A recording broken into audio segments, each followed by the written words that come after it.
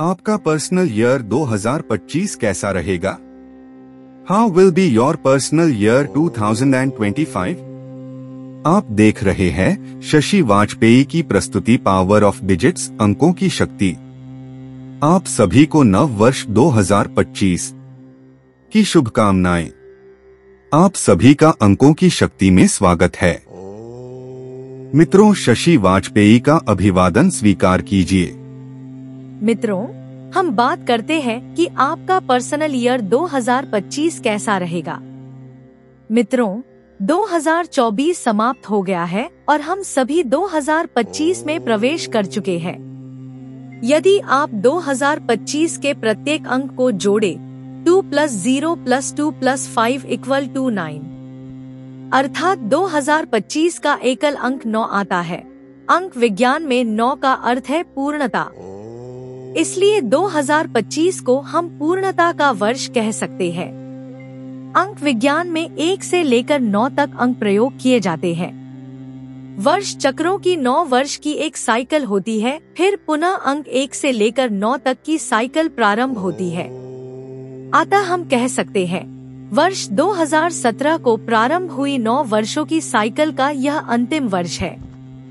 इन 9 वर्षों में आपने जो बोया है उसको वर्ष 2025 में काटेंगे।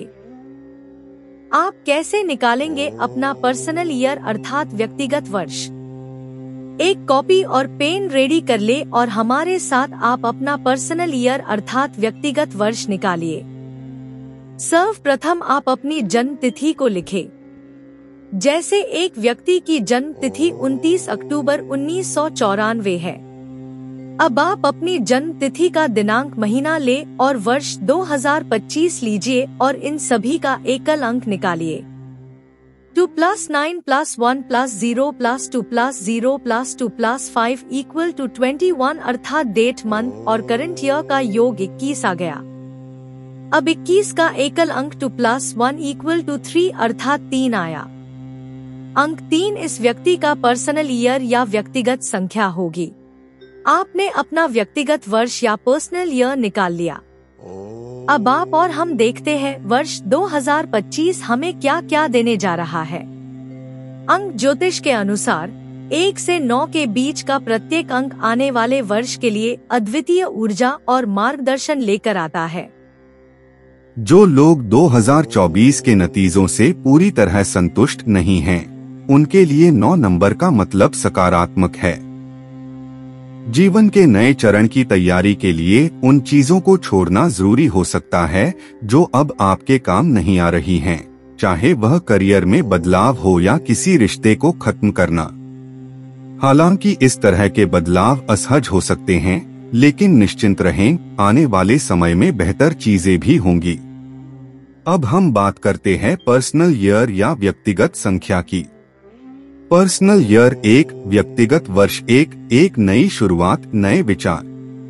पहले अंक के रूप में एक नए विचारों को प्रेरित करने और नई संभावनाओं को पहचानने का प्रतीक है। जहां 9 एक अध्याय के अंत का प्रतीक है, वहीं 1 कुछ नया करने की चिंगारी है, एक नया पृष्ठ। यह व्यक्तिगत वर्ष पूरी तरह से नई शुरुआत के बारे में है। यह आपके जीवन पर रीसेट बटन दबाने जैसा है। यह एक बिल्कुल नए चक्र की शुरुआत हो सकती है। आने वाला साल विकास और खोज के लिए बहुत सारे अवसर लेकर आएगा, जिससे आपको यह पता लगाने का मौका मिलेगा कि आप कौन हैं और उसे पूरी तरह से अपनाएं।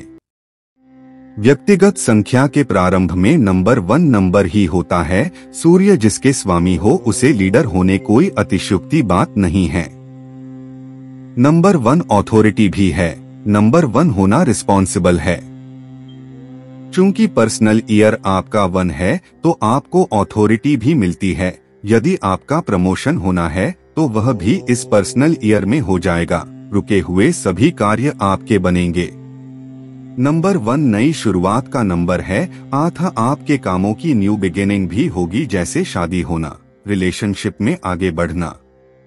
आपका पर्सनल ईयर 1 है तो आपके अंदर सूर्य की फायरी एनर्जी के साथ साथ मंगल की भी फायरी एनर्जी मौजूद है, इसलिए आपके अंदर एग्रेशन अर्थात गुस्सा बहुत हो सकता है। आपको अपने गुस्सा पर काबू करना होगा, नहीं तो आपके बनते हुए कार्य बिगड़ सकते हैं। आपको मेडिटेशन, योगा और व्यायाम जरूर करना चाहिए। आप किसी भी मूलांक और भाग्यांक के हो, इस वर्ष सभी को मेडिटेशन, योगा और व्यायाम करना चाहिए। चूंकि आपका पर्सनल ईयर 1 है, इसलिए उन लोगों को कुछ दिक्कतें आ सकती जिनका ड्राइवर या कंडक्टर 8 हैं, यानी कि मूलांक या भाग्यांक 8 है, उनके स्वामी शनि है। आपको जानकारी होगी ही कि सूर्य और शनि की शत्रुता है। मूलांक या भाग्यांक 8 वालों का स्वास्थ्य भी प्रभावित हो सकता है। स्वास्थ्य की दिक्कत होने पर तुरंत अपने चिकित्सक से संपर्क करें। एक बात और ध्यान रखें, इस मूलांक या भाग्यांक वाले वाहन की गति तीव्र न रखें, एक्सीडेंट हो सकता है, क्योंकि आपके पास अंक 9 मंगल की एनर्जी के साथ साथ अंक 1 सूर्य की भी एनर्जी है और इन ऊर्जाओं के साथ नंबर 8 शनि की भी ऊर्जा है। मूलांक या भाग्यांक 8 वालों के लिए यह वर्ष कठिन हो सकता है, शल्य चिकित्सा भी हो सकती है। हनुमान जी की पूजा करें। मंगल और शनिवार को विशेषकर हनुमान जी पूजा अवश्य करें। यह थी पर्सनल ईयर 1 या व्यक्तिगत संख्या 1 की चर्चा। Stock market for personal year 1। अब हम बात करते हैं कि पर्सनल ईयर 1 के व्यक्ति अपना पैसा कहां इन्वेस्ट करें। नंबर 1 की अगर बात करें तो इनको पीएसयू या गवर्नमेंट सिक्योरिटी में पैसा इन्वेस्ट करना चाहिए, लेकिन स्टॉक मार्केट के सट्टा या इंट्राडे से बचना चाहिए। यदि नंबर 1 की तरह इन्वेस्ट करेंगे यानी कि सूझबूझ के साथ, तो फायदा होगा। सोना यानी कि गोल्ड में भी इन्वेस्टमेंट इनके लिए एक अच्छा विकल्प हो सकता है। तो यह थी पूरी चर्चा पर्सनल ईयर 1 या व्यक्तिगत संख्या 1 के बारे में। मित्रों, वीडियो बहुत बड़ा हो रहा है, इसलिए इसको यही समाप्त करते हैं। अगले अंक में हम पर्सनल ईयर 2 या व्यक्तिगत संख्या 2 की चर्चा करेंगे। अब शशि वाजपेयी आपसे विदा लेता है। अगले अंक में फिर मिलेंगे एक नए वीडियो के साथ। मैं आपसे लाइक, शेयर, कमेंट, सब्सक्राइब के लिए नहीं कहूँगा।